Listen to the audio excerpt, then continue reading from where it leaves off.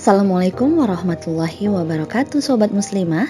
Alhamdulillah wassalatu wassalamu ala Rasulillah sallallahu alaihi wasallam. Baru-baru ini diberitakan bahwa kasus perceraian di wilayah Pengadilan Agama Ketapang ada sejumlah 872 perkara selama 2021. Kasus perceraian ini paling banyak terjadi pada pasangan berusia 20 hingga 30 tahun. Maraknya kasus perceraian di Indonesia umumnya disebabkan dua faktor internal dan faktor eksternal. Faktor internal diantaranya yakni masalah keuangan, seperti misalkan suami nggak bekerja, suami tak memberi nafkah, penghasilan istri mungkin lebih besar. Kemudian ada masalah komunikasi, misalkan suami istri beda kota, suami di penjara, suami istri saling curiga, istri tidak patuh, atau dia belum berpikir dewasa, belum stabil karena mungkin menikah dini ya, terpaksa yang dilakukan disebabkan hamil di luar nikah. Ada pula soal kekerasan dalam rumah tangga, misalnya suami pemarah, suami pemabuk, istri kasar sama anak, ya, suami pun kasar pada istri dan seterusnya. Kemudian ada faktor eksternal, diantaranya yakni minimnya lapangan pekerjaan, terjadinya perselingkuhan yang disokong oleh masifnya perkembangan teknologi dan media sosial. Dan faktor eksternal yang paling nyata adalah serangan budaya barat. Gempuran nilai-nilai liberal semakin kuat, menyebabkan kerusakan moral, perbuatan seks menyimpang, dan kampanye LGBT yang semakin menghantui. Begitu juga iklim masyarakat yang permisif, bebasnya pergaulan lawan jenis, ikut serta mempengaruhi komitmen suami ataupun istri untuk setia pada pasangannya ketika ditimpa masalah. Hal ini sangat rentan berdampak pada hancurnya rumah tangga, kawin cerai pun terus terjadi tiada usai. Melihat fakta demikian, kita harus peduli, kita pikirkan lebih mendalam. Banyaknya kasus perceraian menunjukkan bahwa rumah tangga muslim hari ini dalam ancaman krisis keharmonisan. Ide emansipasi, kesetaraan gender yang sejak lama digaungkan dan kian masif, toh telah gagal membendungnya. Ditambah memberikan solusi-solusi yang tidak islami, bahkan ingin eksis dengan pemikiran liberalnya pada berbagai bentuk regulasi.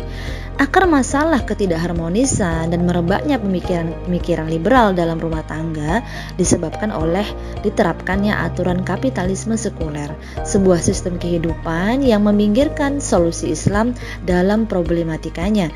Jadinya masing-masing pemeran rumah tangga tidak lagi memahami peran dan fungsinya. Kaum ibu dicuci otaknya oleh ide-ide pejuang kesejahteraan gender. Mereka menyerukan para istri dan ibu untuk hidup bebas dan mandiri tanpa belenggu segala kewajiban dalam rumah tangga. Nah, perempuan dianggap berdaya dan berprestasi jika menghasilkan materi. Sebaliknya, dianggap bukan prestasi jika sibuk berkutat dalam ranah keluarga, mendidik generasi, dan itu dilakukan di rumah saja. Sementara para penggawa pun sibuk mengarahkan solusi untuk mengatasi perceraian ini lewat konseling pranikah, mengupgrade para penghulu pernikahan, membatasi dispensasi nikah, membatasi usia nikah, yang mana hal itu tidak akan berdampak besar ketika sistemnya masih mempersulit ekonomi masyarakat dan menjauhkan kehidupan rakyat dari syariatnya Allah. Maraknya perceraian akibat masalah ekonomi tidak lepas pula dari abainya negara mengelola ekonomi kita agar bisa mensejahterakan rakyat kan seharusnya.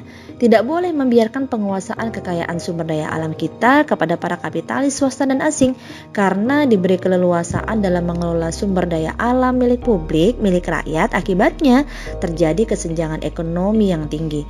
Hanya segelintir orang menjadi kaya dan rakus, sementara mayoritas rakyat hidup dalam kemiskinan. Kasihan kita melihat banyak keluarga bertatih-tatih bahkan mengais-ngais rezeki untuk bertahan hidup.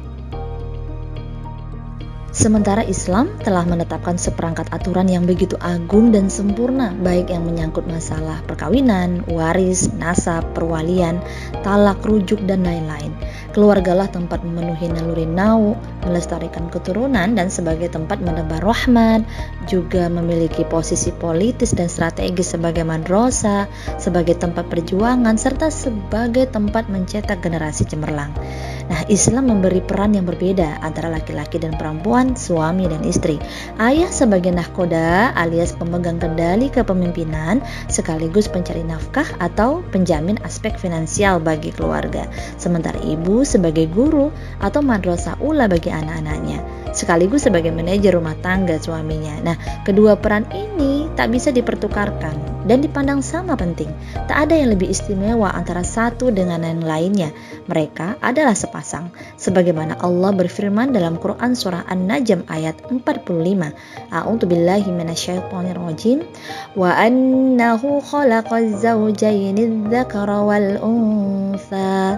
Dan sesungguhnya dialah yang menciptakan pasangan laki-laki dan perempuan. Nah, negara wajib menyediakan lapangan kerja bagi laki-laki agar dapat memberi nafkah pada keluarga mereka, memberikan pendidikan, pelatihan kerja, bahkan jika dibutuhkan akan diberikan bantuan modal oleh negara, sehingga para suami atau para wali tadi bisa menunaikan kewajibannya untuk mencari nafkah. Nah, sungguh sudah sangat jelas ya bahwa kesakinahan, kebahagiaan, dan kesejahteraan hanya bisa diraih dalam keluarga yang menerapkan aturan Islam dan negeri yang menegakkan Islam secara kafah.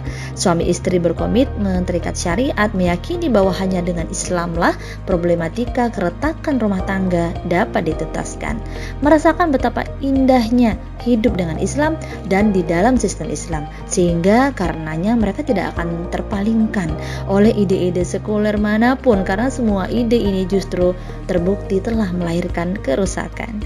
Demikian dari saya, mohon maaf jika ada yang kurang berkenan. Assalamualaikum warahmatullahi wabarakatuh.